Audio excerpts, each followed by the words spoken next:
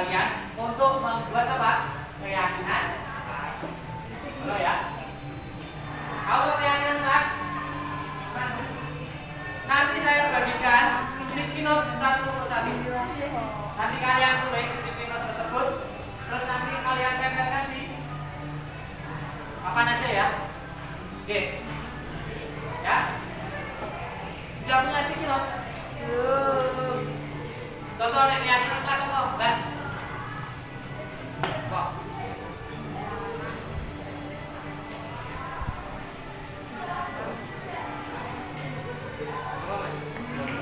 Keyakinan kelas, berani. Sepakatan kelas. Ayo, Pak.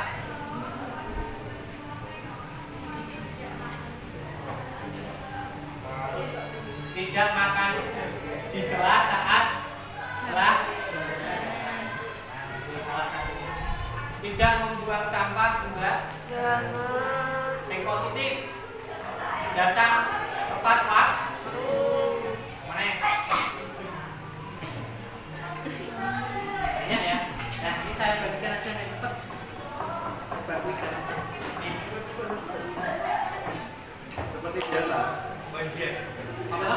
Tidak selalu.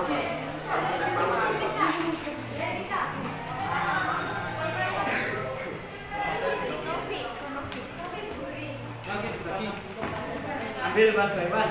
Yo. Ambil satu ya. Silakan tulis minimal 1. Lebih dari 1 boleh, 2 boleh ya. Satu orang dapat 1 ya. Ya.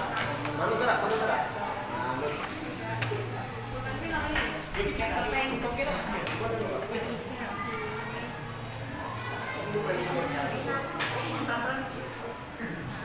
Silakan tulis kalau sudah siap.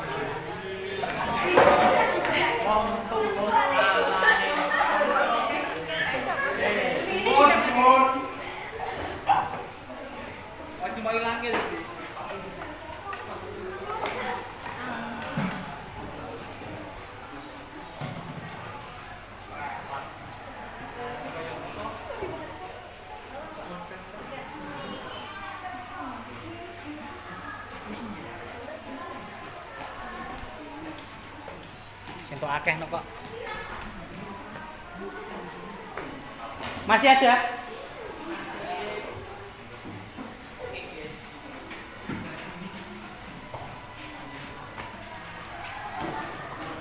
Nah, di sini rata-rata makan di kelas ya. Boleh nggak kira-kira makan di kelas? Boleh. Pas saat jam pelajaran ini? Yang penting nggak makan nasi. Boleh. Permen boleh. Permen boleh. Kalau makan di kelas itu keyakinan kalimat yang positif lebih tepatnya apa ya? Mengonsumsi makanan. Ringan, tidak boleh makan berat saat pembelajaran.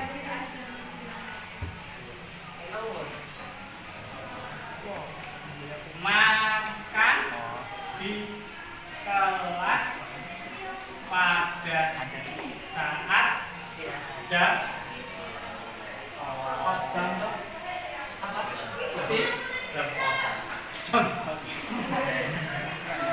makan di kelas pada saat Sabun petolku. Oke, saya minta salah satu. Cak, Nulis. kamu dewek kan yang berhubungan dengan makan di kelas. Makan dan minum. Bisa pakai tetap.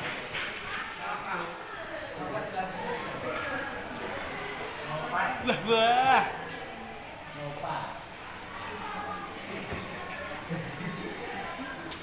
Nah ya, ini kita sepakati ya. Ya. Sepakat?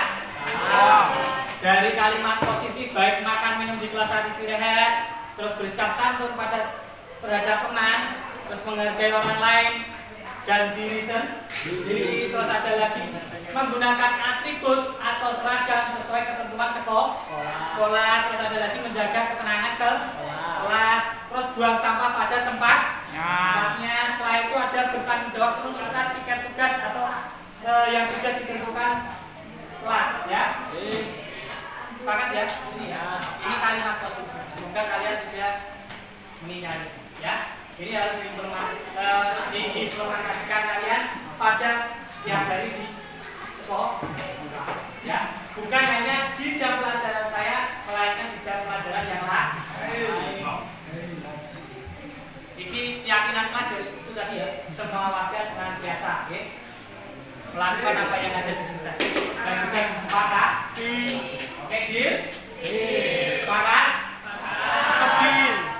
Seperti ya? Seperti insya Allah dilarang mencuri.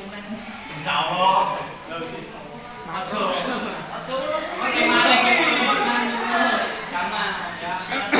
Silakan menyebut temannya dengan nama orang tuanya ya. Pak, kalau pakai bin boleh nggak? Ya oke, aslinya bin kira bapak ini bermaksud untuk membuli. Tetap baik niatnya tetap membuli. Kalau kau pakai bin kan namanya juga yang disebut nama ayahnya. Ya enggak? Coba nek kamu nyebut ayahnya, ternyata ayahnya sudah tidak ada. Nanti Saya pernah. oke. Memakai atribut dilarang melepas sepatu pada saat jam pelajaran ya. Oke. Ya.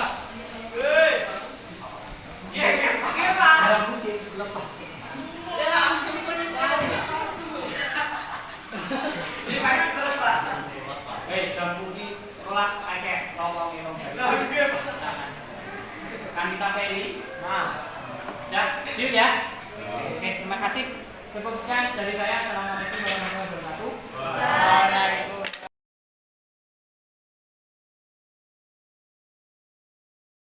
Assalamualaikum warahmatullahi wabarakatuh.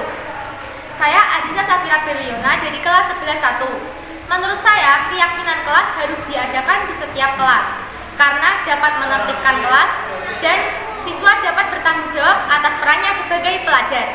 Terima kasih. Wassalamualaikum warahmatullahi wabarakatuh. Assalamualaikum warahmatullahi wabarakatuh. Perkenalkan, nama saya Dinda Kartika Sari dari kelas 11-1. Tadi kelas saya sudah membuat kesepakatan atau peraturan yang akan dipatuhi oleh kelas kami. Nah, beberapa hal positif yang saya dapatkan dari peraturan tersebut adalah saya menjadi lebih disiplin, lebih bertanggung jawab, dan mendapatkan hal positif lainnya. Selain itu, selain kita mematuhi peraturan tersebut, kita juga harus mengimplementasikannya ke dalam kehidupan sehari-hari, baik di rumah, di sekolah, maupun di masyarakat. Nah, itu saja dari saya. Sekian, terima kasih. Wassalamualaikum warahmatullahi wabarakatuh.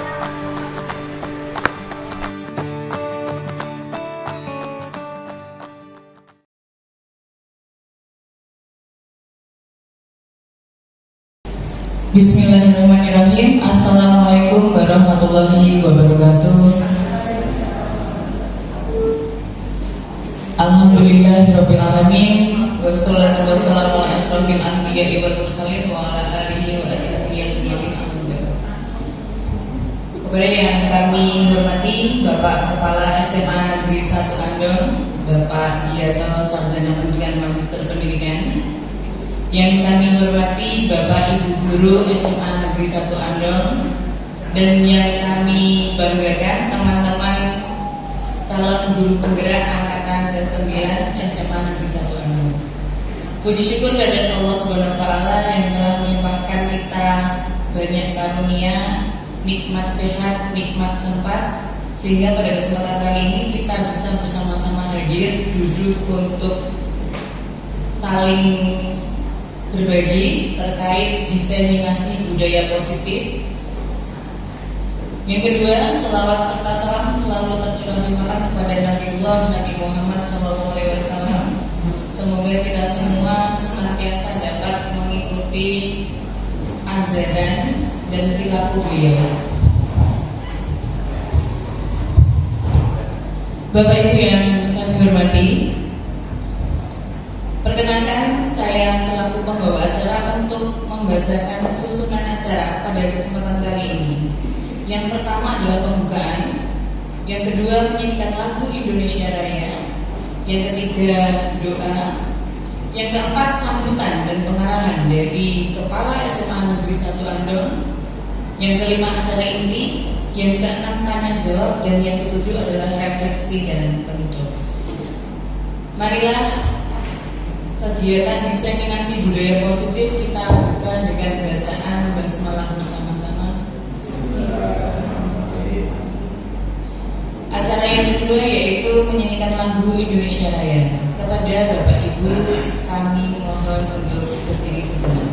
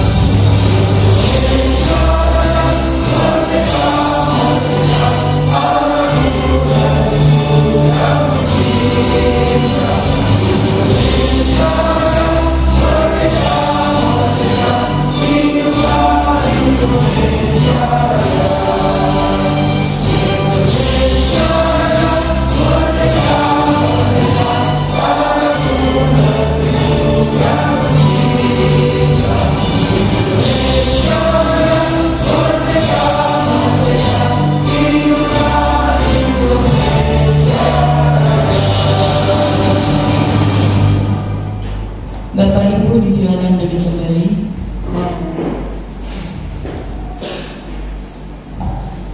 Acara yang ketiga yaitu doa. kepada Bapak Agus Priyatno, Sarjana Pendidikan Islam Magister Pendidikan, kami silakan.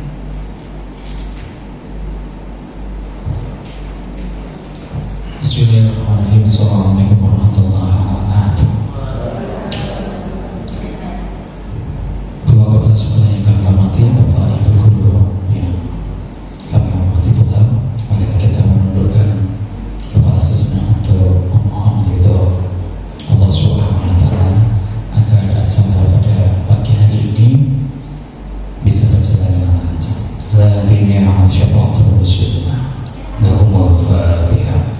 أعوذ بالله من الشيطان الرجيم بسم الله الرحمن الرحيم الحمد لله رب العالمين الرحمن الرحيم مالك يوم الدين إياك نعبد وإياك نستعين اهدنا الصراط المستقيم صراط الذين أنعمت عليهم غير المغضوب عليهم ولا الضالين آمين أعوذ بالله من الشيطان الرجيم بسم الله الرحمن الرحيم الحمد لله رب العالمين حمدا شكرا حمدا ناعمين حمدا يعافي ويكافئ مزيدا Ya Rabbana alhamdulillah yang bagi jalalika wa anti bisultanik Allahumma salli ala sayyidina Muhammad sallallahu alaihi wasallam biha min jami'il ahwali wal ahwal wa taqabbal anta wa taqabbal biha sayyi'an wa tarfa'na biha sallallahu min jami'il ahwali wal hayati wa badal mamat wa ala alihi wa sahbihi wa man wasallam rahmatika ya arhamar rahimin.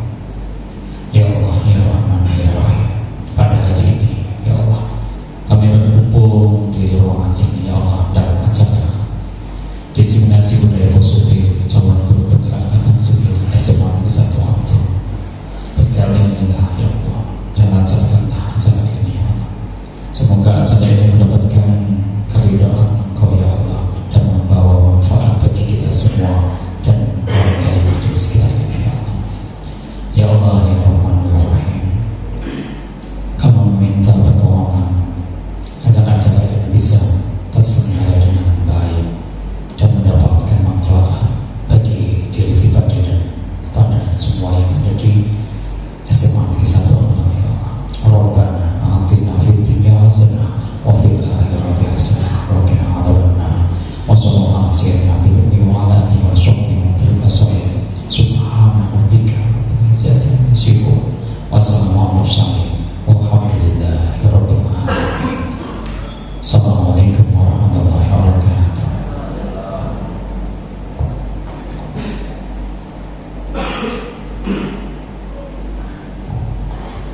Acara berikutnya yaitu sambutan dan pengarahan dari Kepala SMA Negeri 1 Amdo kepada Bapak Kiyoto, Sarjana Pendidikan Magister Pendidikan, kami silakan.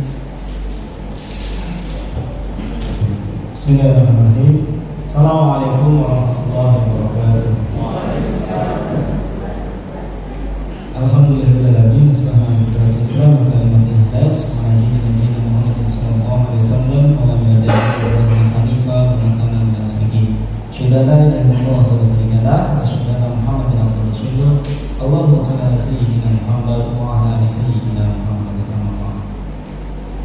Bapak-bapak, ibu-ibu yang kami hormati, baik itu Bapak Ibu CGP calon guru penggerak angkatan 9, juga Bapak Ibu BCGP bakal calon guru penggerak yang kami hormati pula. Alhamdulillah bersyukur pada Allah Subhanahu wa taala, pagi menjelang siang ini kita masuk ke tempat yang tidak terkira, yang sangat banyak, yang tak mungkin dihitung, sehingga kita bisa beraktivitas selama kegiatan ini penuh manfaat berkah untuk kita semua ya. Mudah-mudahan dengan lantunan atau ucapan ungkapan rasa syukur ini nikmat yang diberikan oleh Allah senantiasa ditambah dan ditambah ya. Berikutnya salawat juga salam semoga melimpah curahkan pada Rasulullah Muhammad Sallallahu Alaihi Wasallam, keluarga, sahabatnya dan mudah-mudahan yang tak istiqomah meneladani beliau. Bapak Ibu yang kami hormati, agenda hari ini adalah diseminasi budaya positif ya, di SMA Negeri 1 Amdo. Nah, ini sudah angkatan kedua berarti Bapak Ibu ya, untuk CGP. Barangkali Bapak Ibu dulu ada yang pernah terlibat, nah, hari ini dilibatkan kembali, atau kemarin belum terlibat, hari yang terlibat, maka kita syukuri bahwa sekolah kita ini sebagai sekolah penggerak memiliki guru-guru penggerak sama ikut bergerak, dan juga Bapak Ibu yang semuanya siap tergerak, bergerak dan menggerakkan. Ini patut kita syukuri karena ketika sebuah benda itu tidak bergerak, yaitu bentuknya ya, itu pun tidak baik. Yang namanya air saja itu ketika tidak bergerak itu bisa jadi bahaya. Ya. Kalau Bapak Ibu pernah meninggalkan rumah lebih dari 2 hari, ada tampungan air di ember di situ, ya, itu saja dipegang saja sudah tidak enak, kayak ada lumut gitu ya. Kalau ini agak lama nggak apa-apa, kayak ada manis-manisnya ya. Tapi kalau air yang menggenang di ember itu kan kayak ada lumut-lumutnya, gitu. Itu tidak baik. Ya. Semakin lama tidak bergerak tidak baik. Maka air yang mengalir itu akan senantiasa jernih. Nah, Bapak Ibu kita semuanya yang senantiasa bergerak menggerakkan, insya Allah apa? Selalu fresh, ya, selalu segar. Nah, Bapak Ibu yang kami hormati, mengapa diseminasi ini penting? Karena Bapak Ibu tidak semua Bapak Ibu guru itu berkesempatan mengikuti pendidikan guru penggerak. Mungkin Bu Winarni dan Bu Winarni, Bu Ana. Kalau pendaftar masih bisa sering begitu. Sudah nggak bisa. Oh, sudah nggak bisa. Tidak apa-apa. Jadi ibu-ibu ini kan sudah banyak pengalaman, ya, hanya untuk mendaftar tidak diperkenankan begitu, ya. Tidak diperkenankan, tidak diizinkan karena usia begitu. Nah, tetapi tidak menghalangi kita semuanya untuk sama-sama belajar. Ya. Maka ada diseminasi ini. Mudah-mudahan meskipun tidak ikut pendidikan guru penggerak, kita semuanya bisa bergerak menggerakkan bersama-sama, seiring sejalan gitu ya. Karena dalam satu komunitas itu ada yang memang geraknya sama gitu ya, ada yang apa bahasa istilahnya ya, kalau dalam mendorong muatan itu ada yang bekerja sama bareng-bareng begitu, tapi ada yang memosisikan diri dia menumpang kendaraan yang sedang laju itu, bahkan ada yang menghambat. Nah, kalau di filmnya ada, ya, kalau tidak saya tanyakan, nanti ada sih. Nanti coba dilihat bersama. Tapi kita berada dan yakini ya, selama dalam ini semuanya bergerak bersama, seiring sejalan ini. Nah, Bapak Ibu, disiplin positif ini menjadi sesuatu yang penting karena memang eranya sudah berubah. Zaman saya SD itu masih ada giting gitu ya. Nah, biasanya kalau ada anak yang nakal punya panjang itu, dipukul pakai giting gitu ya, bukan penggaris yang panjang, yang giting gitu ya. Nah, kemudian dijewel, bahkan ada teman saya itu punya merokok itu ini ya, pakai selomot pakai rokoknya itu terjadi. Tapi kan saat ini sudah tidak zamannya, ya, sudah tidak era anak-anak sekarang tidak bisa dilakukan dengan seperti itu. Padahal menjadi disiplin, menjadi tertib itu adalah kebutuhan. Nah, apa yang dilakukan? Ya, budaya bersosial. Mulai dari kalau bahasa di CGP itu apa? Keyakinan kelas ya. Nah, kesepakatan bersama. Jadi tidak outdoor, pokoknya ada aturan seperti ini. Kalau mau ikuti, ya silakan keluar, tidak seperti itu. Tapi diajak berbuat bersama. Yuk kita ingin SMA Negeri 1 Andong ini maju, tertib, disiplin. Nah, kalian punya usul apa agar bisa tertib, disiplin? Oh iya Pak, datangnya tepat waktu. Oke, kita sepakati ya. Datang tepat waktu itu berapa? 650 Pak, 7 Pak, dan sebagainya. Nah, diajak diskusi sehingga anak-anak itu merasa memiliki melu hadar ini. Harapannya kalau dia ikut merumuskan, akhirnya lebih taat. Harapannya, dan nanti ada konsekuensi. Kalau melanggar, ini sudah kesepakatan bersama. Kalau melanggar nih, ada konsekuensinya. Bahasanya sekarang bukan sanksi ya, konsekuensi kalau tidak salah namanya. Ada konsekuensi tertentu, dan ini harus relevan dengan apa yang dia langgar. Jadi kalau belum lama ini di Jawa Timur ada ya, dia tidak mengerjakan tugas disuruh lari-lari tanpa alas kaki sampai melengkung, itu tidak sesuai. Misalnya Pak Supri memberi tugas ke anak, kemudian pengumpulannya terlambat. Apa yang dilakukan? Konsekuensinya kalau sudah kesepakatan bersama dikumpulkan tanggal 25 misalnya. Nah, itu itu dirumuskan bersama juga apa yang menjadi konsekuensi sehingga ya semuanya serba nyaman gitu ya. Nah kemudian yang tidak kalah pentingnya yang saya ingat dulu itu di budaya positif meskipun sedikit diragukan adalah adanya restitusi. Anak nakal itu tidak langsung kena sanksi gitu ya, tidak langsung divonis bahwa ini nakal dan sebagainya, tapi diajak diskusi dulu ya. Saya menceritakan bagaimana kondisinya. Oh begini, mengapa kamu melakukan itu, dampaknya apa, bagaimana agar itu tidak terulang. Ya pada teman saya mengatakan, Mas caranya berhasil kira-kira penjahat itu orang gitu ya. Terus narapidana kan rasa pun penjara cukup direstitusi. Ya ini kan pandangan yang berbeda. Tapi kita mengupayakan karena anak ini masih sangat mungkin berubah, lebih mudah berubah. Konon kalau kita mendidik anak itu berbeda mengukir di atas batu, ya agak sulit. Tetapi ini akan membekas lama bahkan selamanya.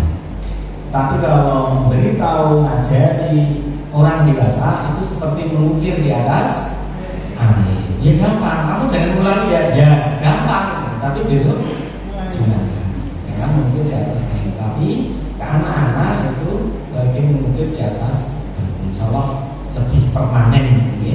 Sehingga harapannya ketika anak-anak itu diperlakukan dengan baik, dibiasakan dengan kebiasaan-kebiasaan yang baik, nanti akhirnya jadi baik juga. Karena anak-anak itu cenderung meniru. Ketika kita memperlakukan dengan baik, dia pun akan berlaku dengan baik. Tapi kalau kita perlakukan dengan tidak baik, anak-anak pun juga demikian, nanti akan berlaku tidak baik. Nah, ini teori fisikanya Bapak Ibu di sini yang lebih paham ya. Ada di lingkungan seperti itu. Nah, kalau dalam psikologi itu ada istilah unsur kepribadian. Ya, kalau di sekolah kita ini dikondisikan dengan sesuatu yang baik, ya insya Allah akan jadi baik. Kalau saya dekat Mas Arjo yang setiap hari itu murojaah hafalan surat juz 30 gitu, ya saya akan awal-awalnya terbiasa mendengar dan bisa jadi saya akan mengikuti. Tapi kalau saya ikut siapa ya misalkan ya Darboy di mana, tiap hari gabungnya Darboy. Ya ini Darboy pasti TV ya, pasti TV. Darboy yang saya ikuti ya nanti yang terutama Darboy. Jadi pembiasaan ini penting Bapak Ibu. Saya mengalami sendiri di sehari semalam saya dampingi anak piknik yang diputar itu adalah Nela Karisma. Terus-terus ya terngiang-ngiang gitu ya. Begitu tak sarang-sarang meripat itu saya masih ingat. Karena sehari semalam jadi 9 bulan seperti itulah ya. Itu terdengar. Nah, harapannya di sekolahnya nanti yang dibiasakan anak baik sehingga ya anak-anak akan jadi lebih baik dan lebih baik. Ya, kita tidak mungkin mengubah dunia ini semudah membalik telapak tangan, tidak mungkin ya. Tetapi ada upaya bersama, gerakan bersama meskipun kecil yang nanti bisa mengubah menjadi lebih baik. Ya. Kalau tidak salah ada satu makam yang menuliskan ya, dulu ingin mengubah dunia, maka aku mencoba melakukannya, maka aku gagal. Kemudian ingin mengubah negaraku, sudah memulai tapi aku gagal. Kemudian kuturunkan aku mengubah masyarakat di sekitarku. Aku coba-coba ternyata juga gagal. Akhirnya aku menurunkan target, ingin mengubah keluargaku. Ternyata juga tidak berhasil. Akhirnya aku putuskan mengubah diriku sendiri. Andai kata aku mulai dari mengubah diriku, sangat mungkin aku mengubah keluargaku. Dari situ kemudian sangat mungkin mengubah masyarakatku, negaraku, bahkan dunia. Ya, jadi diubah dari dirinya sendiri. Nah, Bapak Ibu kita ada di sini ya dalam rangka untuk mengubah diri kita menjadi lebih baik, mendisiplinkan secara positif, membudayakan secara positif, yang endingnya mudah-mudahan anak-anak kita benar-benar menjadi anak-anak yang memang betul-betul bermanfaat bagi nusa dan bangsa, menjadi solusi bagi permasalahan di dunia. Jadi Bapak Ibu, demikian yang bisa kami sampaikan. Beli-belian untuk rekasi. Cukup sekian dan terima kasih. Assalamualaikum warahmatullahi wabarakatuh. Baik, terima kasih kepada Bapak Kepala SMA Negeri 1 Andong atas sambutan dan pengarahan. Baik, acara berikutnya akan dimoderatori oleh Ibu Hamalidah Fitrianingsih, Sarjana Pendidikan.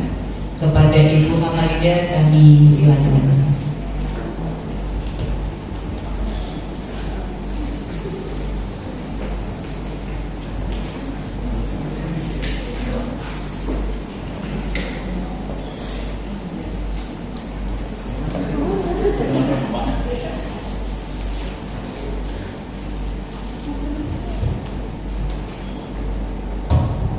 Baik, terima kasih Ibu Anis atas kesempatannya. Permisi Bapak Ibu, Assalamualaikum warahmatullahi wabarakatuh.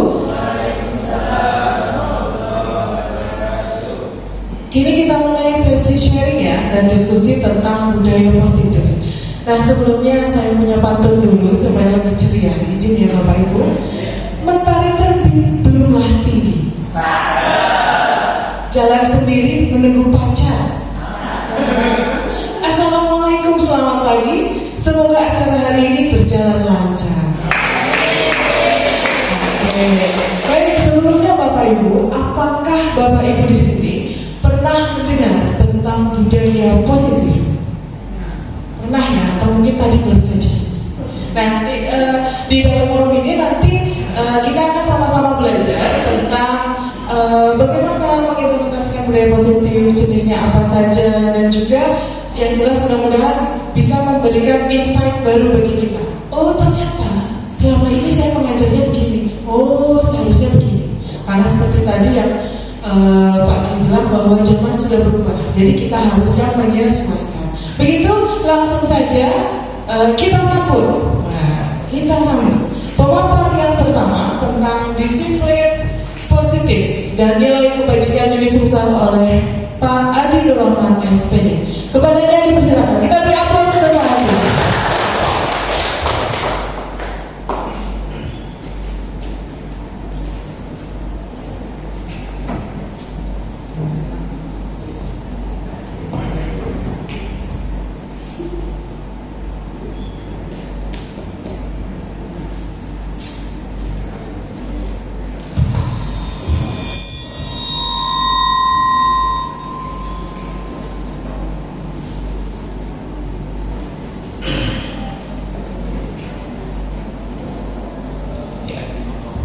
Assalamualaikum warahmatullahi wabarakatuh. Waalaikumsalam warahmatullahi wabarakatuh. Suaranya mantap ya. Oke. Bapak Kepala SMA 1 Andong yang terhormat, Bapak Ibu Guru CPP Angkatan 9 dan Insya Allah CPP Angkatan 10 ya, yang saya hormati. Pada kesempatan ini izinkan saya untuk sedikit berbagi tentang disiplin positif dan nilai kebajikan universal. Di modul CPP kami ini adalah modul terakhir pada modul 1 ya, di mana materi disiplin positif ini saya kira saya yakin kita sudah sering menerapkan ya. Banyak hal yang sudah kita terapkan di sini, hanya saja mungkin kita kurang mengenal ini ternyata disiplin positif, terapan-terapan yang sudah kita lakukan. Oke, langsung saja Bapak Ibu yang kami hormati. Sebelum kita mulai, ini saya minta Bapak Ibu untuk berpasangan, tapi pasangan sementara ya, hanya di situ saja. Nanti ketika pulang boleh berpasangan dengan pasangan yang sah, kecuali saya.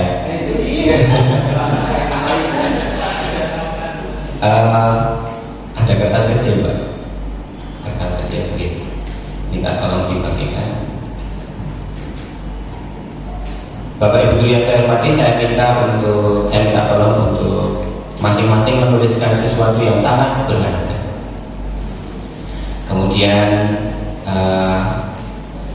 jangan sampai siapapun tahu, termasuk pasangan yang ada saat ini ataupun rekan-rekan yang di sebelahnya. Jadi sifatnya benar-benar rahasia.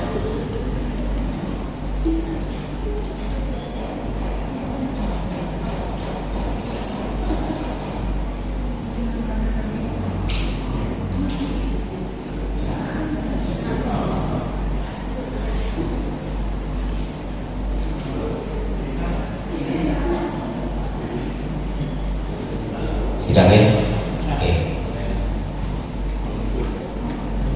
Monggo silahkan dituliskan sesuatu yang berharga bagi panjenengan semuanya. Monggo boleh, bahkan boleh dalam hidup, dalam pendidikan, monggo silahkan. Yang jelas sangat-sangat berharga. Untuk dituliskan, oke. Benda asal, oke. Atau mungkin orang, nama maksudnya nih. Monggo, atau profesi atau apapun monggo yang paling berharga. Monggo, banyak juga boleh, asalkan cukup kertasnya. Dan mohon diingat untuk tidak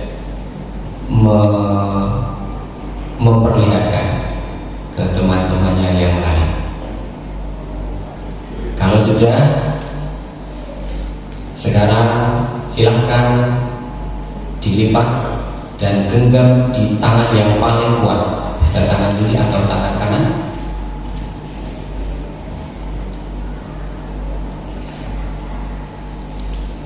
Sudah? Kalau sudah, silahkan ke pasangannya masing-masing dan ingat tangan yang paling kuat. Pasangan monggo silakan. Dilarang berdua. Oke, sudah berpasangan? Oke, kalau sudah berpasangan, silahkan masing-masing dengan cara apapun mencoba merebut atau mencari tahu, ya itu satu tangan ya. Nah, tangan yang lain mau silahkan bagaimana. Boleh tidak dengan fisik ya, boleh dengan bujukan, boleh dengan mau silahkan.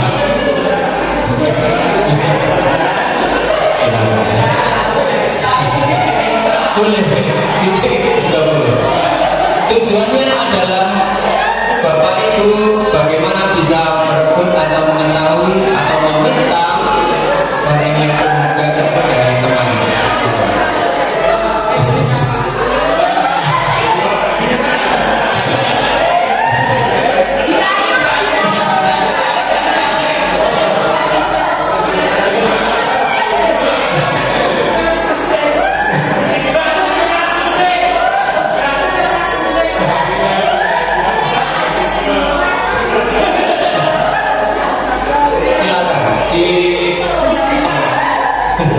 Dibujuk juga boleh, menggunakan rayuan juga boleh.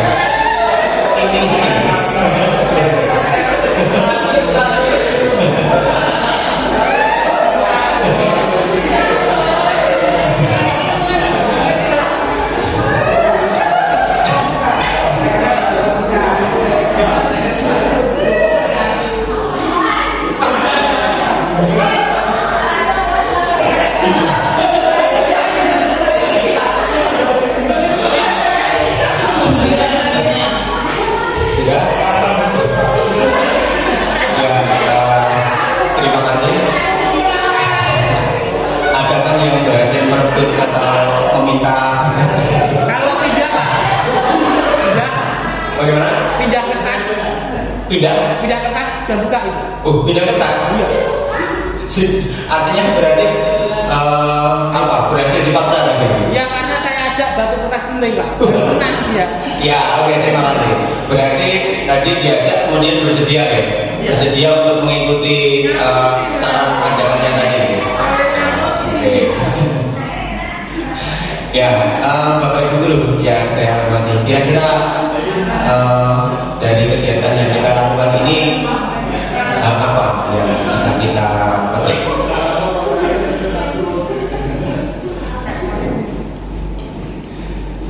Kira-kira hal yang bisa kita petik dari kegiatan mulai dari menulis yang tadi, kemudian kita menyimpannya, kemudian mencoba untuk merebut dan sebagainya, mempertahankan sebagainya. Mempertahankan ya benar. Mau baca lagi?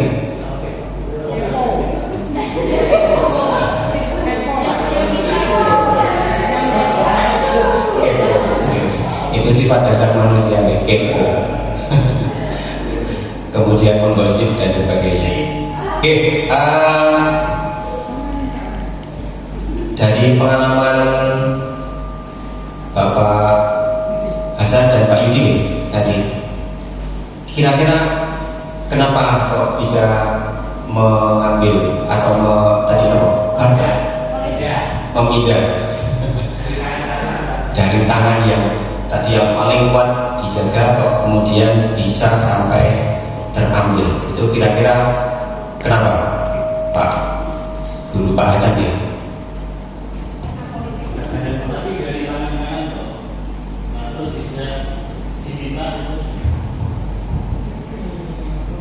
Jadi Pak, tadi kan posisi apa yang harus saya pertahankan itu di tangan kami. Terus kemudian Pak Yudi mempersuasi untuk mengajak bermain kertas batu gunting,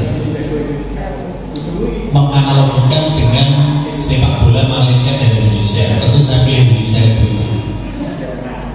Nah, ternyata pada waktu bermain kertas batu gunting itu terpaksa kami harus milih membuka, milih menutup atau menjadi gunting. Nah, Pak Yudi selalu menjadi batu kan gitu ya. Jadi dua alternatif, jadi gunting atau jadi kertas kan gitu. Jadi ada unsur pemerkosaan Pak Yudi. Ya. Tapi dengan ikhlas saya bukan. Demikian terima kasih. Iya, terima kasih Pak Hasan. Mohon tepuk tangan depan. Oke, dari pembelajaran tadi artinya adanya Pak Hasan ya membuka kertas yang isinya membuat tangan yang isinya sesuatu yang berharga tadi atas dasar kerelaan. Jadi tadi dipaksa, saya ulangi, tadi dipaksa dengan cara apapun tidak diberikan, tapi kemudian dengan bujukan bujukan mau, tapi betapapun membujuk Pak Hasan tetap tidak mau memberikan. Tapi akhirnya karena strategi yang berhasil, kemudian memaksa Pak Hasan untuk mengikhlaskan dan akhirnya ikhlas untuk membuka tangannya, maka akhirnya rahasianya terbongkar. Ini artinya berarti sebetulnya tidak ada satupun di luar kita yang bisa mengontrol diri kita untuk melakukan sesuatu kecuali diri kita yang ikhlas untuk melakukannya. Gini. Kita menuju teori kontrol ini dari Dr. William Glasser. Ini tahun 1984. Ini saya baru lahir, tapi Dr. William Glasser sudah punya teori bahwa guru mengontrol murid itu adalah sebuah ilusi. Kemudian ilusi bahwa kritik dan membuat orang merasa bersalah itu dapat menguatkan karakter. Dan ilusi berikutnya adalah bahwa semua penguatan positif efektif dan bermanfaat. Dan yang terakhir ilusi bahwa orang dewasa itu memiliki hak untuk memaksa. Ini adalah sebuah ilusi. Karena pada dasarnya tadi kita sudah mencoba melakukan tadi bahwa sebenarnya tidak ada satupun termasuk kita itu bisa mengontrol murid kita. Barangkali kita hanya bisa, Mas, contoh, kalau buang sampahnya Mas ke tempat sampah, tapi kalau siswa tersebut tidak mau, ya tetap sampahnya akan berada di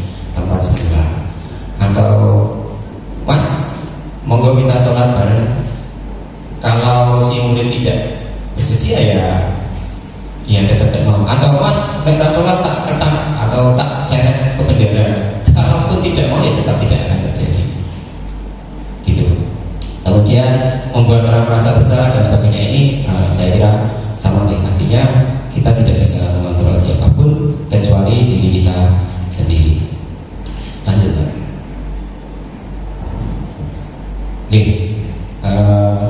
Kemudian tadi sudah disampaikan oleh Bapak Giyato selaku kepala sekolah, bagaimana kita untuk melakukan perubahan itu harus kita mulai dari diri kita sendiri, karena pada dasarnya perubahan itu tidak bisa kita tolak nih. Mau tidak mau kita harus berubah. Kalau di sini yang terkait dengan kita masih sering barangkali saya sendiri sesekali masih terkadang terpancing untuk melakukan tadi yang sudah disampaikan oleh Pak Giyato tadi ini.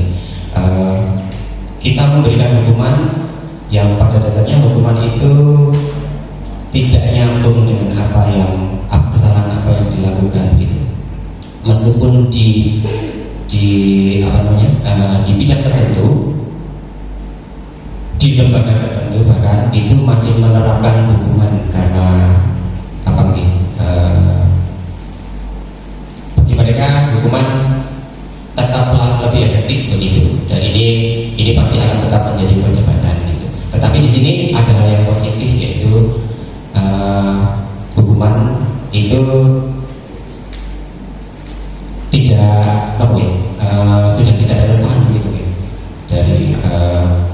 dari teori kontrol yang dilakukan yang disampaikan oleh Dr. William Glaser. Oke, Bapak Ibu pada dimaafkan yang perlu kita ubah, yaitu yang pertama dari stimulus respon, bahwa yang menganggap bahwa realitas kebutuhan kita itu sama, dan menurut teori kontrol tidak, bahwa kebutuhan masing-masing itu, kebutuhan setiap orang itu berbeda. Kemudian semua orang melihat hal yang sama, padahal begitu. Pada realitasnya adalah masing-masing itu memiliki gambaran yang berbeda. Kemudian yang berikutnya, kita mencoba mengubah orang agar berpandangan sama dengan kita. Di teori kontrol disebutkan bahwa kita tidak bisa mengubah orang agar punya pandangan yang sama dengan kita. Yang bisa kita lakukan hanya kita berusaha memahami pandangan orang lain tentang dunia. Kemudian yang terakhir, perilaku buruk dilihat sebagai suatu kesalahan. Pada teori kontrol berpikiran bahwa semua perilaku itu memiliki tujuan.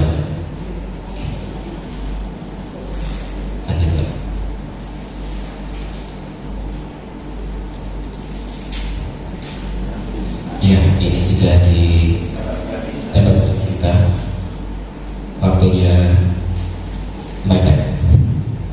Yang sebelumnya ya, ini yang tadi pada stimulus respon itu orang lain bisa mengontrol saya, tapi pada teori kontrol tidak, hanya diri kita saja yang bisa mengontrol diri kita sendiri. Kemudian berikutnya kesimpulannya adalah saya bisa mengontrol orang lain, ternyata tidak. Anda tidak bisa mengontrol orang lain. Dan pemaksaan ada pada saat bujukan gagal. Di teori kontrol, kolaborasi dan konsensus menciptakan pilihan-pilihan baru. Dan yang terakhir, pada teori stimulus respon itu masih menggunakan model berpikir menang dan kalah. Kalau di teori kontrol, bagaimana kita memikirkan semuanya bisa win-win solution. Jadi tidak ada yang menang kalah, tapi semuanya menang. Gitu ya. Kemudian kita dari tadi saya menyebutkan tentang disiplin positif. Tapi saya belum menyebutkan apa sih makna disiplin itu. Kata disiplin juga sering dihubungkan dengan hukuman yang tadi kita sempat singgung ya. Makna kata disiplin dimaknai menjadi sesuatu yang dilakukan seorang pada orang lain untuk mendapatkan kepatuhan. ini masih sering terjadi yang kita lakukan nih. Bagaimana ketika kita ngomong tentang disiplin itu, maka tadi yang paling terkait adalah kita masih menggunakan pola hukuman dan sebagainya. Lanjut ya.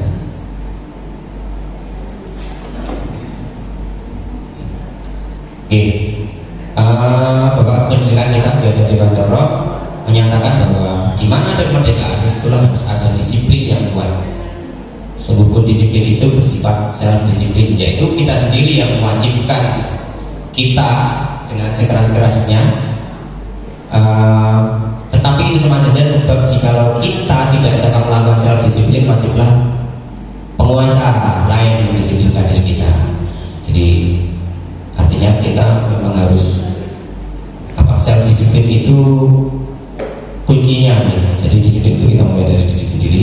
Kalau nanti kita tidak disiplin, maka akan berbenturan dengan pihak-pihak lain. Pasti akan berbenturan dengan disiplin-disiplin yang lain. Maka akhirnya jika kita tidak bisa mendisiplinkan diri kita sendiri, barangkali kita yang akan didisiplinkan oleh orang lain. Oke, pemikiran Dian Dewantara ini sejajar dengan Dian Gosin dalam bukunya Restructuring School Discipline pada 2021. Jadi dari bahasa Latin, saya tidak tahu menyebutkannya apa, tapi katanya disiplina, yang artinya belajar. Terkait dengan hal tersebut, maka disiplin itu lebih tepatnya adalah menumbuhkan motivasi intrinsik. Lanjut saja Pak.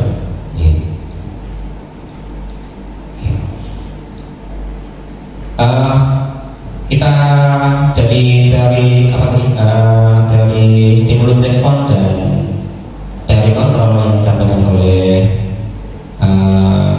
siapa tadi? Dr. William Glaser tadi. Okay.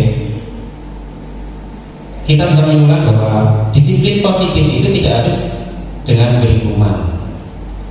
Hukuman adalah alternatif terakhir dan jika perlu tidak digunakan, meskipun tadi di depan tetap menjadi suatu yang IPK bersama. Bahkan saya sendiri kadang terjebak dengan itu.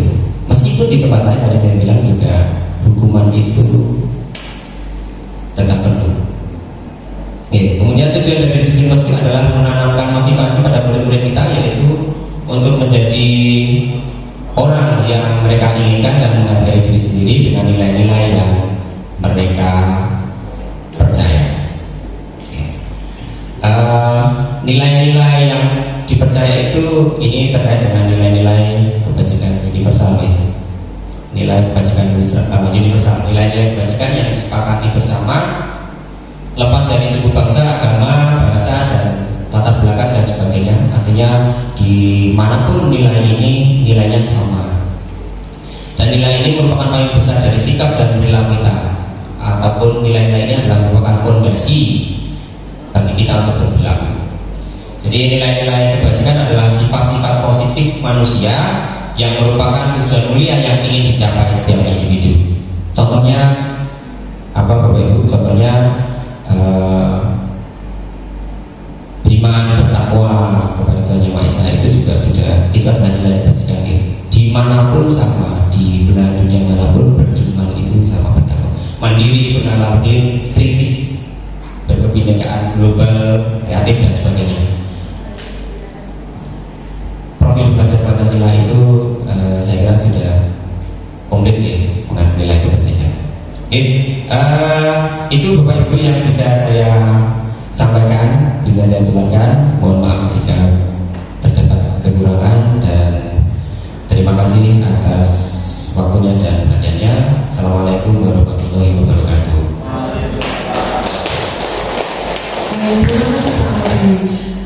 Sekarang saya mau bertanya nih sama Bapak Ibu guru sebagai audiens. Kira-kira dari penjelasannya Pak Adi, sebetulnya kita sudah belum menerapkan ini di kelas kita? Sepertinya sudah, cuma kita belum tahu ya. Ternyata ini yang namanya disiplin gitu. Nah, dari penjelasan Pak Adi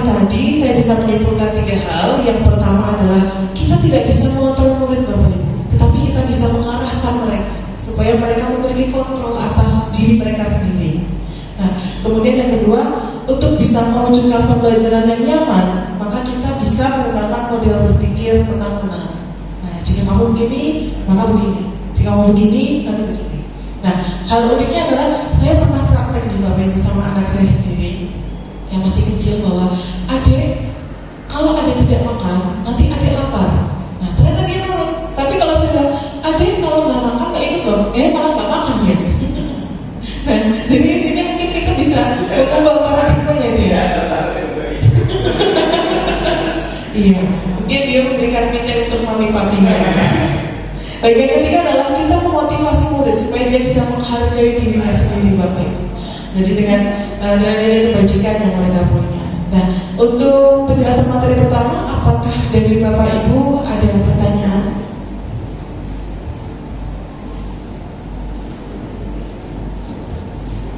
Ataukah cukup jelas?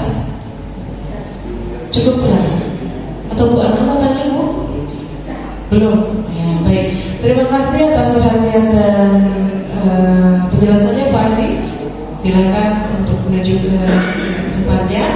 Dan kita masuk pada pemateri yang kedua, yaitu teori motivasi, hukuman, dan restitusi dari Bu Anita Nurul Aina SPD. Kepadanya disilakan.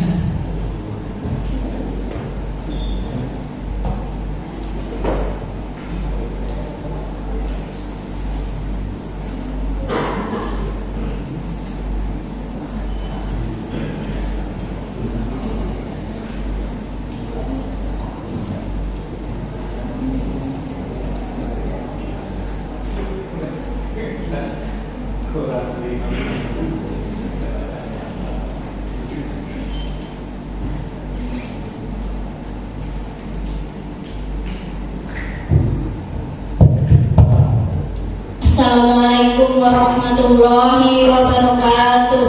Waalaikumsalam warahmatullahi wabarakatuh. Selamat pagi Bapak Ibu hebat semuanya.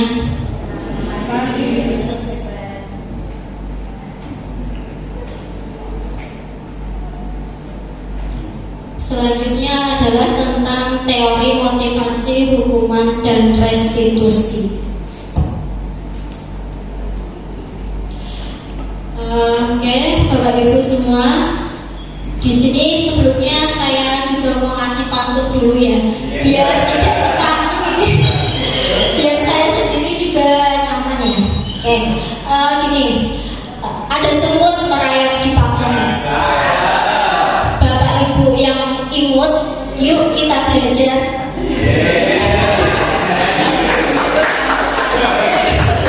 Oke, terima kasih. Nah, minta perhatiannya ya Bapak Ibu. Selanjutnya adalah tentang apa itu teori motivasi.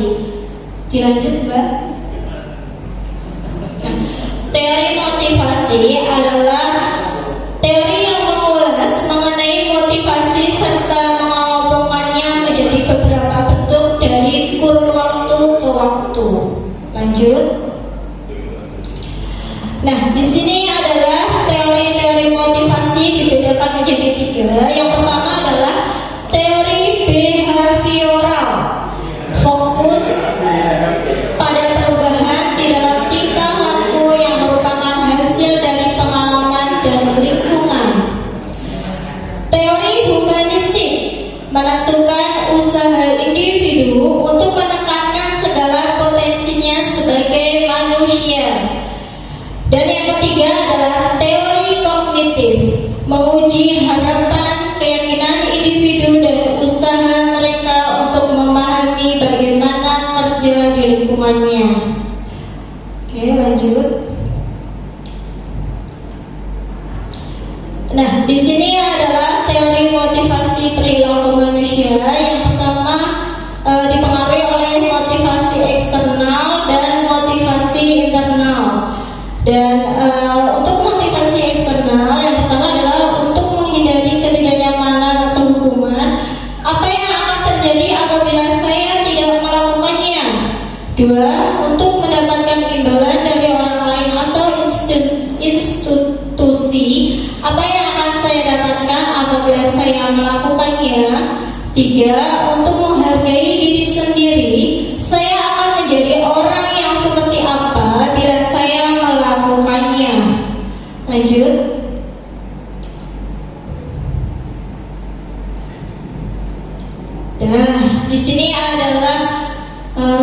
Mohon, ini siapa Bapak Ibu? Ki Hajar Dewantara. Ya, Ki Hajar Dewantara kalau Bapak Ibu tahu itu sebagai tokoh apa? Pendidikan. Ya, benar sekali ya. Jadi merdeka menurut Ki Hajar Dewantara itu artinya adalah tidak hanya terlepas dari perintah, akan tetapi juga cakap membuat memerintahkan dirinya sendiri. Nah, ini adalah merdeka menurut Ki Hajar Dewantara. Oke, lanjut. Nah, ini mengenai bentuk-bentuk program kebajikan. Yang pertama, beri pengakuan secara khusus. 2, beri pengakuan secara pribadi. 3, beri pengakuan kepada semua murid. Dan yang keempat adalah beri pengakuan secara konsisten. Dan yang kelima adalah fokus pada proses. Oke, selanjutnya. Nah, di sini mengenai contoh pengakuan atau apresiasi dari kebajikan.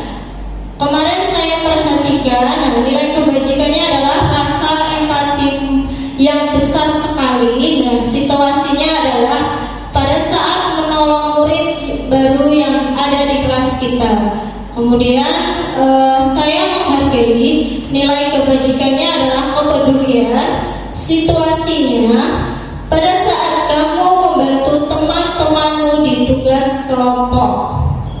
Nah, selanjutnya itu adalah rasa terima kasih. Nah, nilai kebajikannya adalah tanggung jawab. Di sini pada situasinya pada saat kamu memungut kertas-kertas yang berserakan di lantai. Nah, di sini mengenai perbedaan hukuman dan konsekuensi. Bapak Ibu semuanya tentu seringkali ya memberikan hukuman kepada murid-muridnya ya.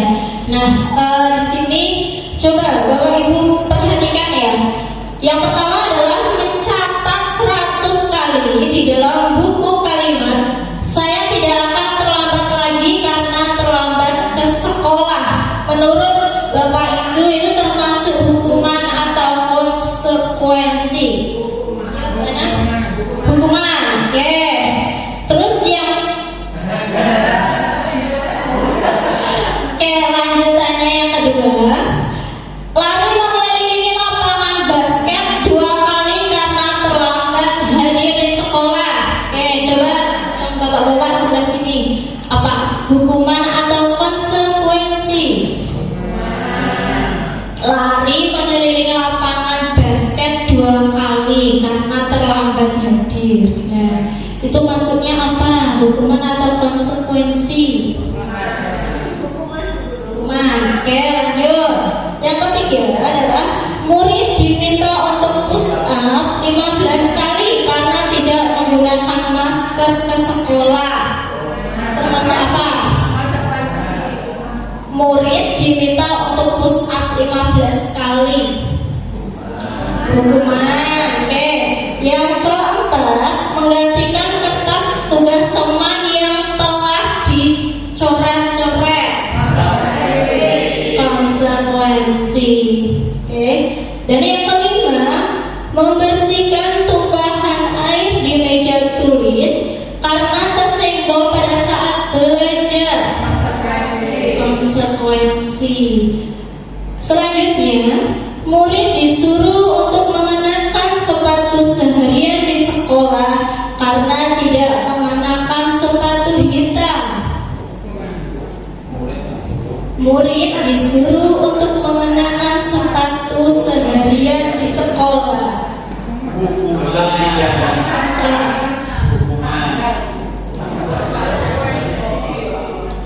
Tidak mengenakan ya. Murid disuruh untuk tidak mengenakan sepatu seharian di sekolah karena tidak mengenakan sepatu hitam. Apa? Jadi itu muridnya seharian tidak memakai sepatu karena tidak memakai sepatu berwarna hitam. Berarti masuk di hukuman atau konsekuensi? Hukuman. Oke. Selanjutnya, lari mengelilingi lapangan basket 2 kali karena terlambat 10 menit untuk pelajaran PJOK. Apa? Jadi ketika pelajaran PJOK terlambat, kemudian gurunya meminta untuk lari mengelilingi lapangan basket 2 kali. Hukuman atau konsekuensi?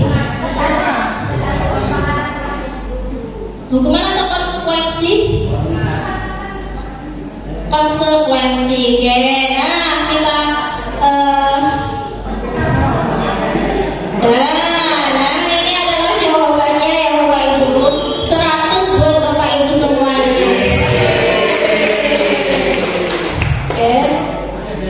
Jadi yang pertama adalah hukuman, dan yang kedua hukuman, dan yang ketiga hukuman, yang keempat adalah konsekuensi, yang kelima konsekuensi, dan yang keenam hukuman, dan yang lari mengelilingi lapangan basket 2 kali dalam pelajaran PJOK itu adalah konsekuensi. Oke, selanjutnya.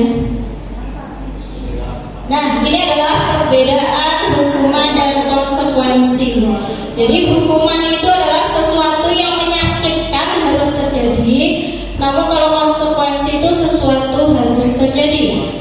Kemudian hukuman itu membuat anak sakit fisik maupun hati untuk jangka waktu yang lama, namun kalau konsekuensi itu membuat anak merasa tidak nyaman tapi dalam jangka yang pendek. Nah, selanjutnya anak itu akan memiliki kedisiplinan kalau hukuman, namun kalau konsekuensi itu adalah anak menghargai disiplin. Selanjutnya, nah dari hukuman tadi, hukuman konsekuensi, kemudian lahirlah yang namanya restitusi. Nah, apa itu restitusi? Restitusi adalah proses menciptakan kondisi bagi murid untuk memperbaiki kesalahan mereka sehingga mereka bisa kembali pada kelompok mereka dengan karakter yang lebih kuat. Dan ini adalah arti dari restitusi. Oke, selanjutnya. Nah, di sini Bapak Ibu perhatikan ya, di sini ada hukuman, konsekuensi dan restitusi. Jadi hukuman itu adalah perilaku sistem yang tidak akan berjalan bila murid tidak takut. Kalau konsekuensi memerlukan monitoring dan supervisi terus-menerus dari guru. Restitusi itu adalah murid belajar bertanggung jawab untuk perilakunya. Jadi dari hukuman, konsekuensi dan restitusi yang bisa kita berikan kepada murid itu adalah yang restitusi. Oke, selanjutnya. Nah, ini adalah ciri-ciri dari restitusi. Yang pertama adalah bukan untuk menebus kesalahan, namun untuk belajar dari kesalahan. 2. Memperbaiki hubungan. 3. Tawaran, bukan paksaan. Jadi restitusi itu adalah sifatnya nggak memaksa. Kemudian yang keempat, restitusi menuntun untuk melihat dalam diri. Dan yang kelima, restitusi mencari kebutuhan dasar yang mendasari tindakan. 6. Restitusi diri adalah cara yang paling baik. 7. Restitusi fokus pada karakter bukan tindakan. 8. Restitusi fokus pada solusi. Dan yang ke-9 adalah restitusi mengembalikan murid yang berbuat salah pada kelompoknya. Oke, Bapak Ibu, karena kita sudah belajar tentang motivasi, hukuman, dan restitusi, dan ini adalah motivasi saya. Saya cinta, saya bisa, dan saya luar biasa. Jadi kita mulai dari mencintai, kemudian kita melakukannya dan kita bisa, maka kita akan memperoleh hasil yang luar biasa. Terima kasih. Sekian dari saya. Wabillahi taufiq wal hidayah. Wassalamualaikum warahmatullahi wabarakatuh.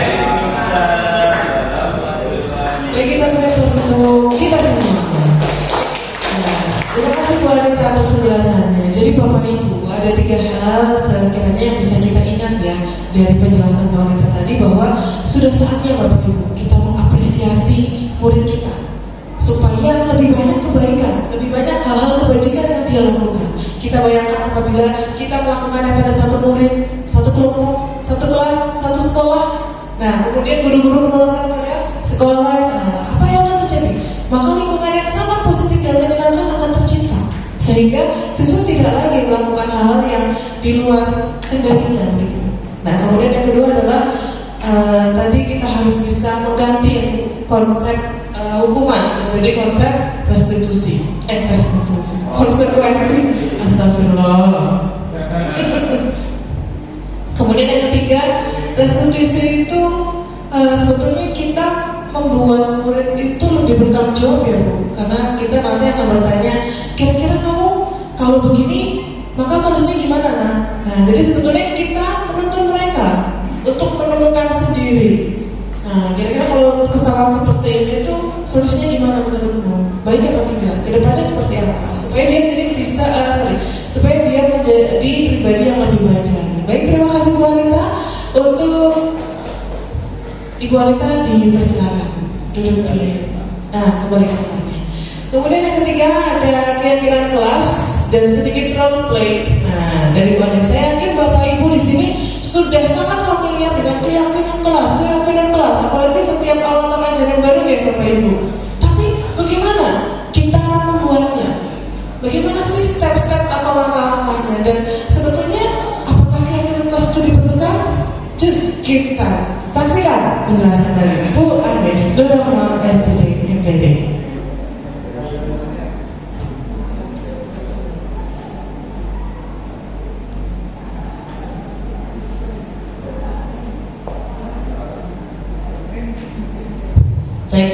Terima kasih Ibu Hamalida, mohon izin Bapak Ibu. Baik, hari ini saya akan menyampaikan tentang keyakinan kelas. Namun sebelumnya saya akan memutarkan video terkait keyakinan kelas yang sudah saya buat bersama anak-anak di 10.4. Mohon izin.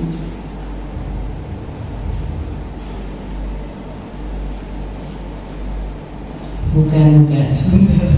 Ini ya.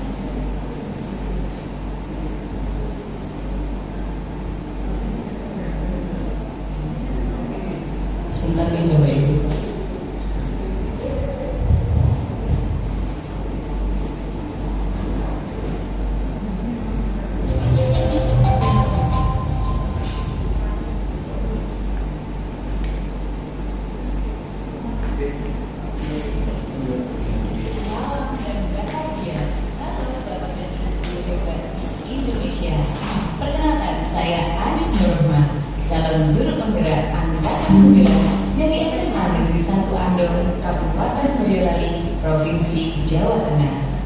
Video yang sedang Bapak Ibu saksikan kali ini merupakan aksi nyata modul 1.4 tentang budaya positif.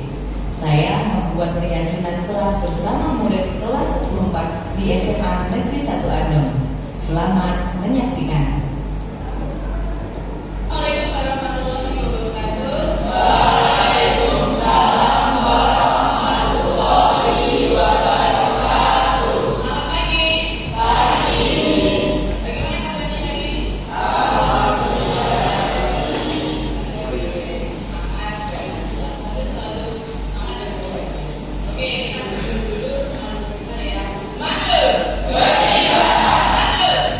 Berdeka,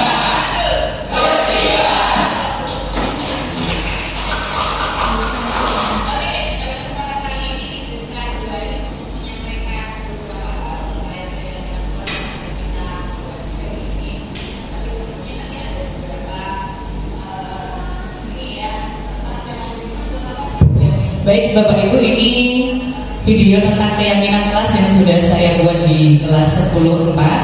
Yang pertama saya melakukan persepsi. Jadi anak-anak kemudian diberi semacam penguatan terlebih dahulu tentang apa itu budaya positif, kemudian bagaimana budaya positif itu harus dijalankan di sekolah, dan tentang keyakinan kelas.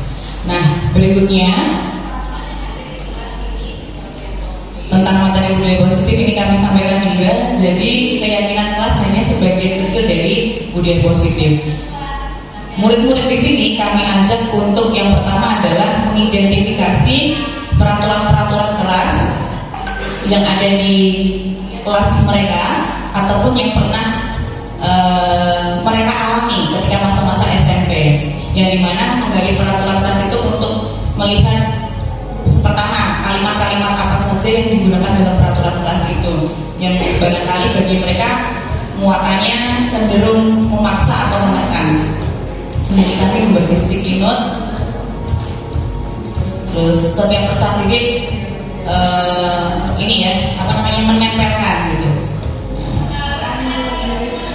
Nah, ini contoh kalimat dari peraturan kelas adalah dilarang bermain HP ketika pelajaran. Itu peraturan di kelas.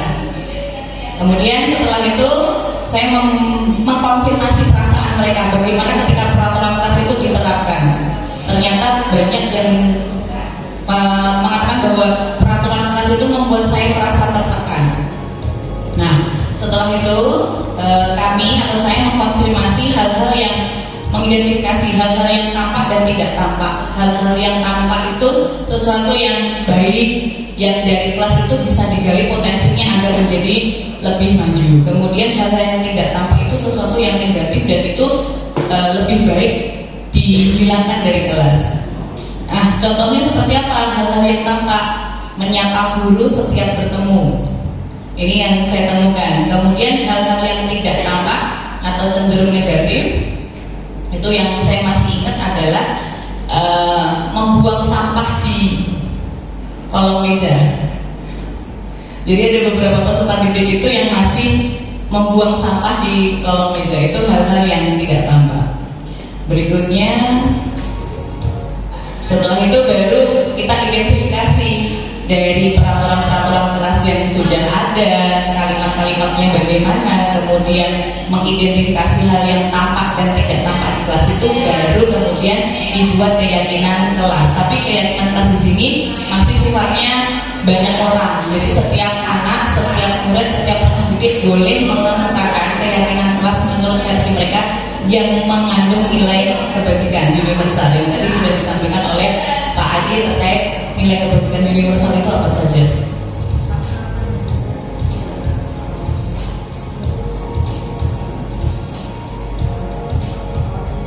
Baru kemudian mereka menempel.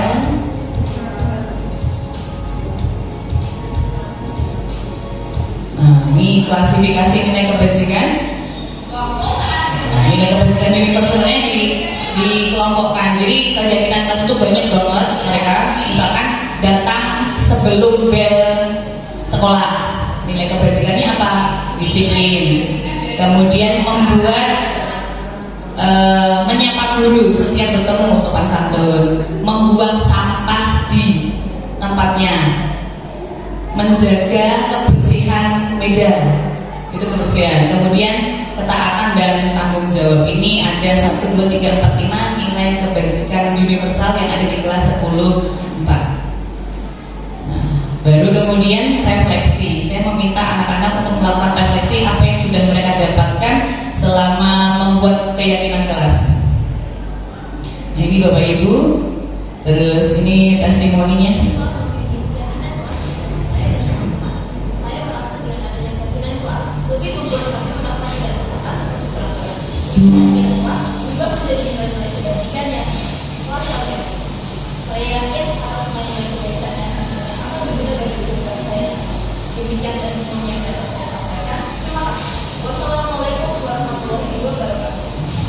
Ini contoh saja Bapak Ibu dari pengganti role play-nya. Terus kemudian apa sih keyakinan kelas? Bagaimana tahapannya dan kenapa harus ada Oke, yang pertama, keyakinan kelas itu bagian dari untuk memulai budaya positif di kelas. Apa itu keyakinan kelas? Keyakinan kelas ini ada beberapa versi, tapi menurut saya dari beberapa versi dan intisarinya adalah persetujuan-persetujuan yang dibuat antara guru dengan murid dan memiliki nilai-nilai kebajikan universal. Persetujuan tersebut selanjutnya akan ditaati bersama. Kemudian tujuan keyakinan kelas apa? Nah, yang pertama, keyakinan kelas akan lebih memotivasi murid dari dalam atau memotivasi secara intrinsik. Murid akan lebih tergerak dan bersemangat untuk menjalankan keyakinannya daripada hanya sekedar mengikuti peraturan saja. Jadi kalau peraturan hanya dari satu pihak, biasanya dari superior. Dari superior itu pemangku kebijakan, kemudian atasan. Nah, itu biasanya menerapkan peraturan. Tapi kalau keyakinan kelas ini berasal dari dua belah pihak. Dengan tujuan apa? Menciptakan budaya positif di dalam kelas dan mendukung proses pembelajaran yang efektif. Kemudian ciri-ciri keyakinan kelas bagaimana? Yang pertama, bersifat lebih abstrak dari peraturan yang lebih rinci dan konkret. Kenapa disebut lebih abstrak dari peraturan yang lebih rinci dan konkret? Kira-kira Bapak Ibu ada yang tahu nggak? Kenapa sih keyakinan kelas sifatnya abstrak? Belum tahu ya? Oke, karena nanti di bawahnya akan ada penjelasan. Karena keyakinan kelas berupa pernyataan-pernyataan universal yang dibuat dalam bentuk kalimat positif.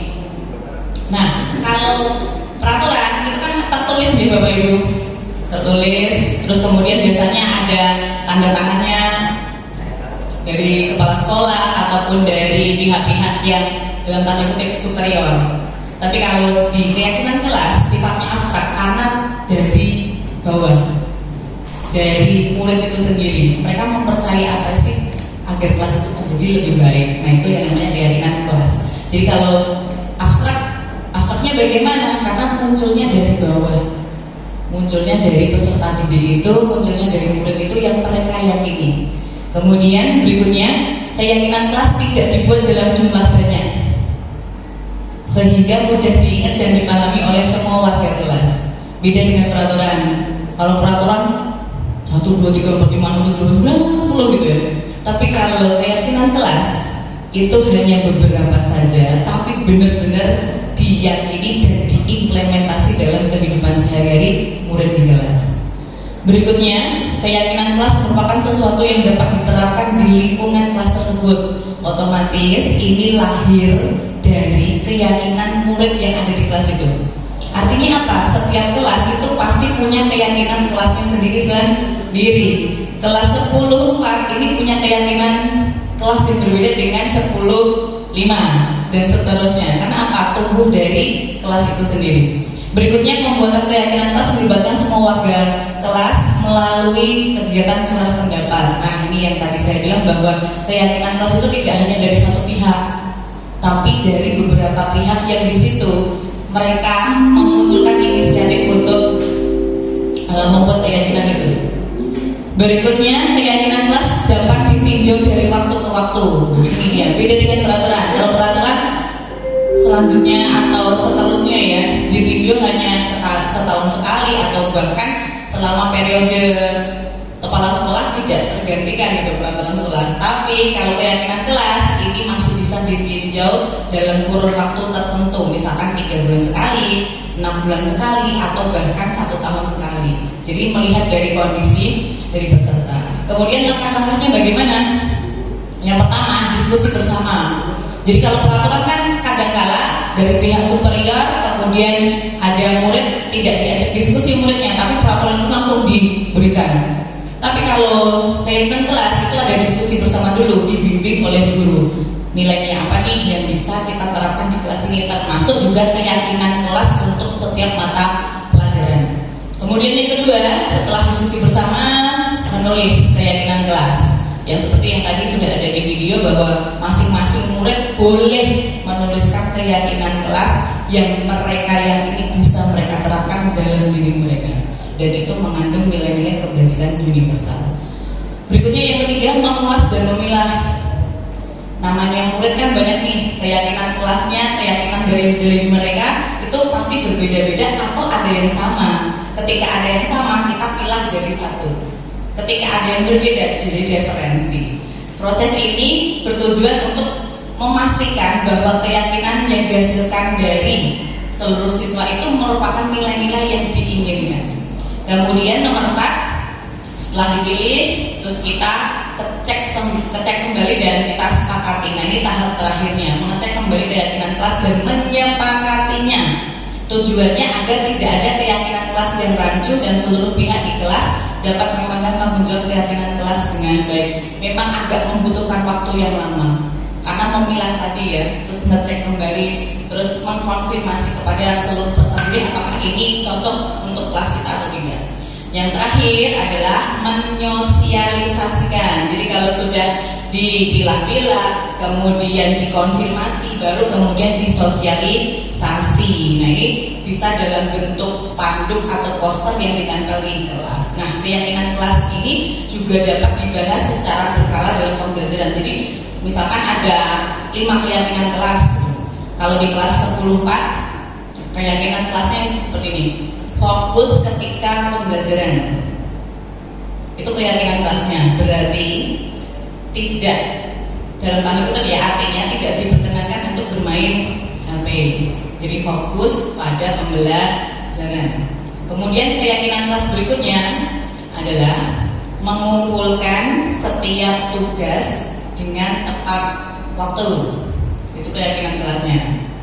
Menyapa guru setiap bertemu. Keyakinan kelas. Jadi siapapun gurunya akan disapa. Nah, ini contoh-contoh saja Bapak Ibu. Kemudian refleksinya apa? Nah, refleksinya adalah dengan merumuskan keyakinan kelas diharapkan dapat menciptakan lingkungan kelas yang positif, saling menghormati dan mendukung proses pembelajaran yang efektif. Keyakinan kelas juga dapat menjadi pedoman bagi seluruh anggota kelas dalam berinteraksi dan menjalankan tugas-tugas yang diberikan oleh guru. Nah, itu tadi dari saya tentang keyakinan kelas. Jika nanti ada pertanyaan, boleh di sesi tanya jawab. Begitu Ibu Hamalida. Baik, terima kasih Bu Anis atas penjelasannya. Kita beri aplaus dulu untuk kita semuanya.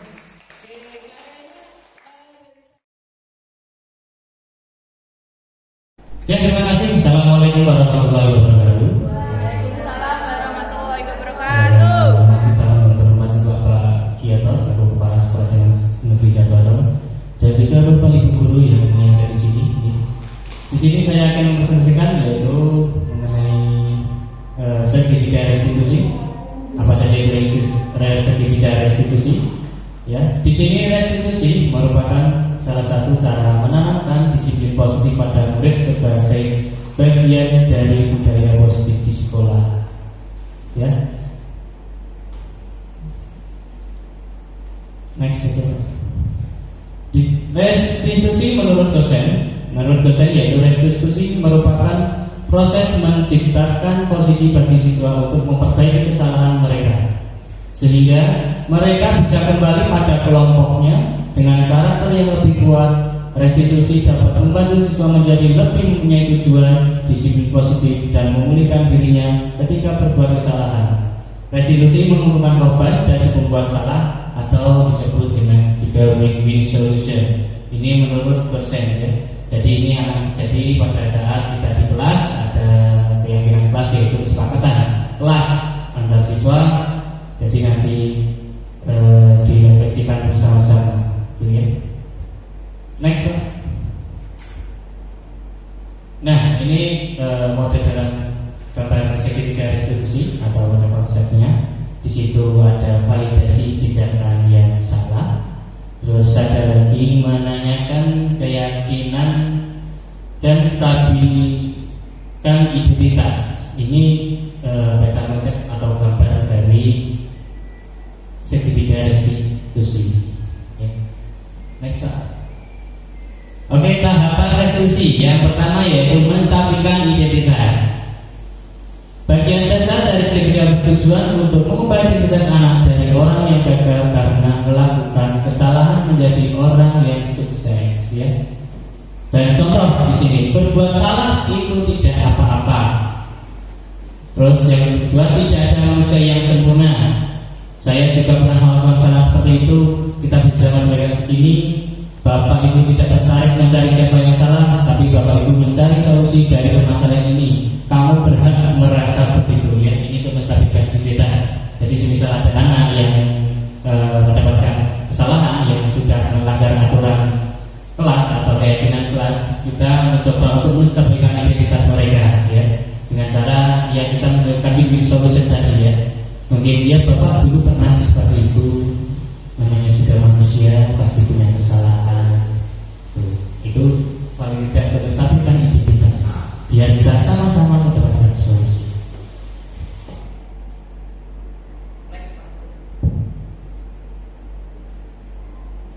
Yang kedua yaitu validasi tindakan yang salah. Setiap tindakan kita dilakukan dengan suatu tujuan, yaitu memenuhi kebutuhan dasar. Kalau kita memahami kebutuhan dasar apa yang mendasari sebuah tindakan, kita akan menemukan cara-cara paling efektif untuk memenuhi kebutuhan tersebut. Di sini ada contoh. Padahal kamu bisa melakukan yang lebih buruk dari ini ya. Kamu pasti punya alasan mengapa melakukan hal itu. Kamu patut bangga pada dirimu sendiri karena kamu telah melindungi sesuatu yang penting buatmu. Yang terakhir, kamu boleh mempertahankan sikap itu, tapi kamu harus menambahkan sikap yang baru. Ya, ini untuk satu contoh validasi tindakan yang salah. Berarti tidak seakan-akan kayak menekan siswa ya, atau menyudutkan siswa. Gitu. Next Pak. Yang ketiga, menanyakan keyakinan kelas. Teori kontrol menyatakan bahwa kita pada dasarnya termotivasi secara internal. Ketika identitas sukses telah tercapai, langkah pertama, dan tingkah laku yang salah telah divalidasi langkah kedua, maka anak akan siap untuk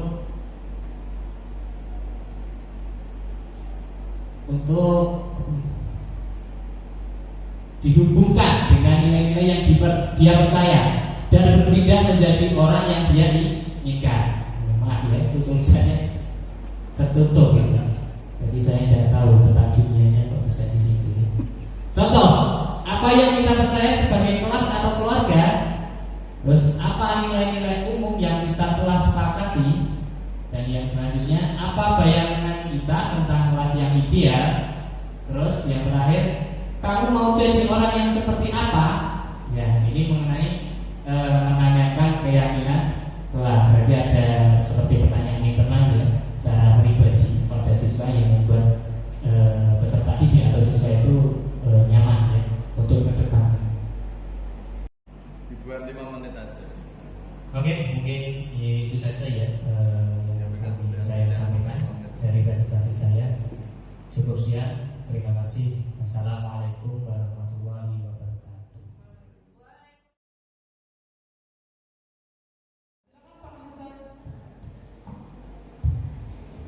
Terima kasih Bu Santi.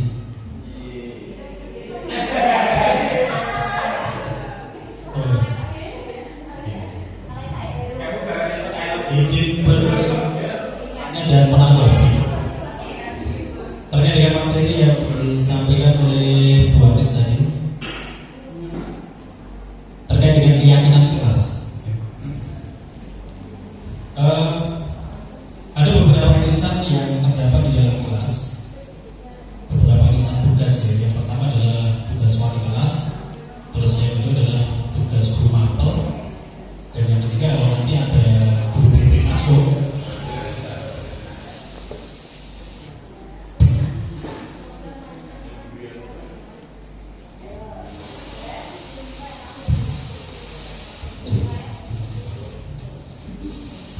Kalau saya ulangi aja. Di dalam kelas itu ada beberapa irisan tugas untuk.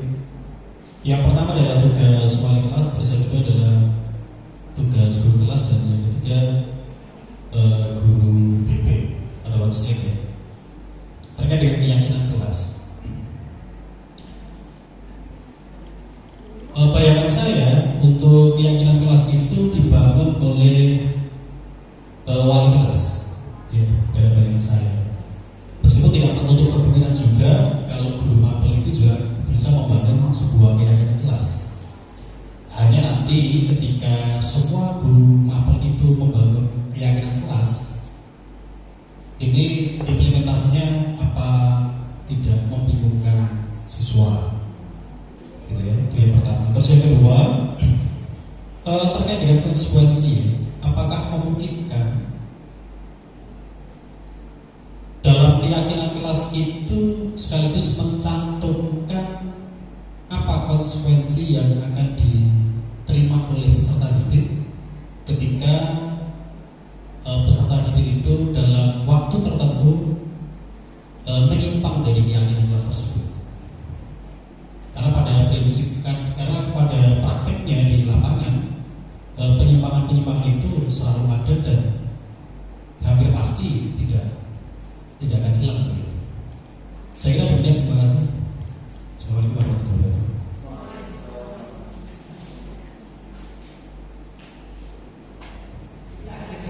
Oke, kemudian pertanyaan berikutnya dari bahasan Bu Anies, lalu gimana nih Bu? Kalau setiap guru mapel itu membuat kesepakatan kelas, apa nggak bingung nih muridnya? Boleh nggak sih sama konsekuensi juga? Singkat padat jelas saja ya Bu.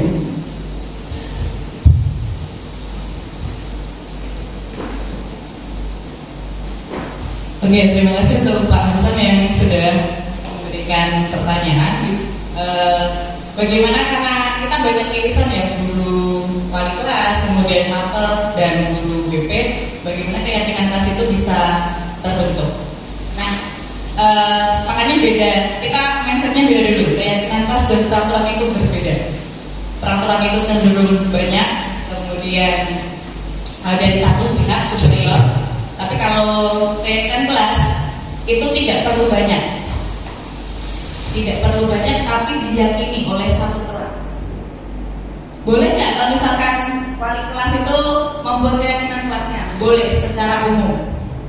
Kemudian disosialisasikan dan ditempel. Bertabrakan nggak dengan guru mata pelajaran? Tidak, guru mata pelajaran malah bisa mendukung keyakinan kelas yang sudah ada. Kalau misalkan belum ada spesifikasi untuk mata pelajaran, maka diperbolehkan. Misalkan contohnya kalau saya di mata pelajaran sejarah adalah keyakinan kelasnya setiap murid membawa buku modul saat pembelajaran sejarah. Kenapa itu ada itu? Karena mereka mau belajar dari mana? Kalau bukunya saja tidak dibawa. Kenapa tidak pakai HP Bu Anies? Karena dalam keyakinan kelas di mata pelajaran sejarah, HP hanya boleh digunakan ketika diberi izin oleh guru untuk kepentingan pembelajaran. Poin 2 ini kan tidak ada di keyakinan kelas, maka guru mata pelajaran boleh menambahkan itu. Keyakinan kelas yang disusun bersama wali kelas tetap jalan, dan keyakinan kelas mata pelajaran tetap berjalan sebagai pendukung keyakinan kelas yang sudah dibentuk di kelas itu. Bagaimana dengan konsekuensinya? Gitu.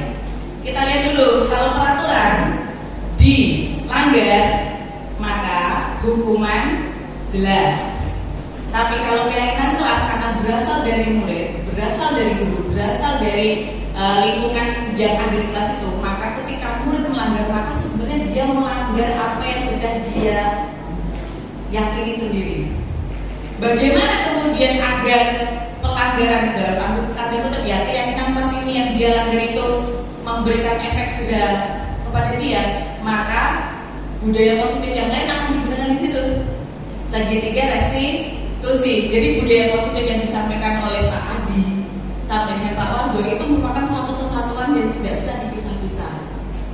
Jadi kalau misalkan siswa itu melanggar keyakinan yang dia yakini, maka guru akan memanggil siswa itu dan melakukan segitiga restitusi. Dan dalam segitiga restitusi, guru harus memposisikan diri sebagai manajer dan membuat peserta didik itu juga sebagai manajer. Artinya apa? Kalau kamu salah, maka konsekuensinya bukan dari saya. Apa yang bisa kamu lakukan untuk memperbaiki kesalahan itu? Makanya di segitiga restitusi itu yang terakhir adalah menanyakan keyakinan. Apa yang bisa kamu lakukan untuk memperbaiki hal yang sudah kamu lakukan? Jadi guru tidak berhak, wah kamu salah, maka kamu harus mencatat sebanyak 100 kali gitu. Nah itu sudah mulai bukan karena manajer. penghukum. Nah itu dia. Jadi jawaban saya sebenarnya masih ada kaitannya dengan materinya dari Pak Agus, materinya dari Pak Parjo gitu. Jadi yang kami presentasikan di sini bukan sendiri-sendiri Bapak Ibu, tapi ini kami punya rumah namanya budaya disiplin. Setiap rumah itu punya kamarnya, kamar keyakinan kelas, kamar segitiga restitusi, kamar kebutuhan dasar manusia. Yang di situ satu sama lain itu kalau nggak ada itu rumahnya nggak komplit.